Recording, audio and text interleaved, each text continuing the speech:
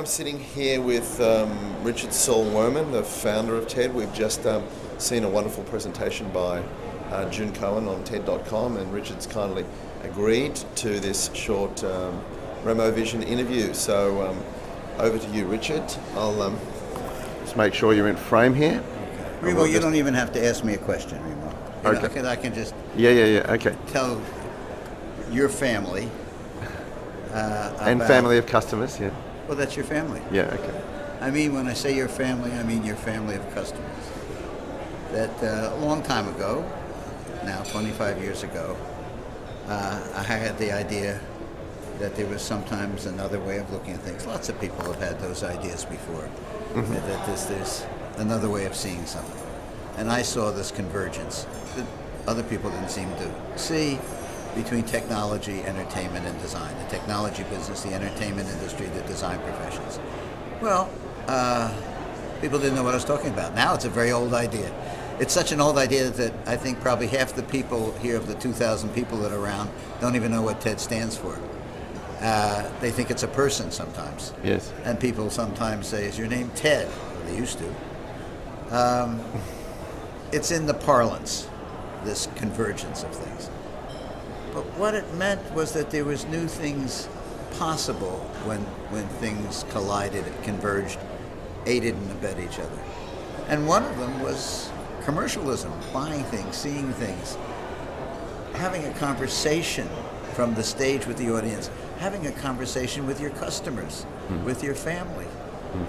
And you very early on were in a parallel path, not because of TED, although maybe at moments it inspired you, but you had done it anyway. You had a parallel path of trying to have a conversation with your customers. And you were trying to make what you were doing personal and bring other people along on this personal journey, and at the same time giving them the opportunity to find things, ideas in products that they wouldn't have found before. And a journey that hasn't been without its ups and downs. Well, I was going to get to that. That you're one resilient human being. And we are made by our failures. We are made by what goes wrong. We have better bridges because of the ones that have failed. We have better buildings because of the ones that have failed. We are better when we are vulnerable enough to say what didn't work. Well, I appreciate. So how are you feeling? This baby of yours is growing up. The question everybody's asking me, what do I feel? It must be fun to see it get so big. I don't look at it that way. I'm so much more dispassionate about it. Yeah. I sold it. Yeah. Chris Anderson is a different human being than me. He's not better. He's not worse. He's different. Like you're different. If you were running it, it would be different. It'd be much better, right? Anybody running it. He has a mission. Through whatever reasons, whatever psychological positive things he has, whatever psychological negative things he has, like me. He has a mission to make a change in this world. Well, that's PC, that's good. A lot of people want to go on that journey. Yeah. Right? And he's trying to achieve that through this conference and through its scaling up to something, whether it's TED Talks, which we just heard that about. 100 million views, right? Yeah. Right.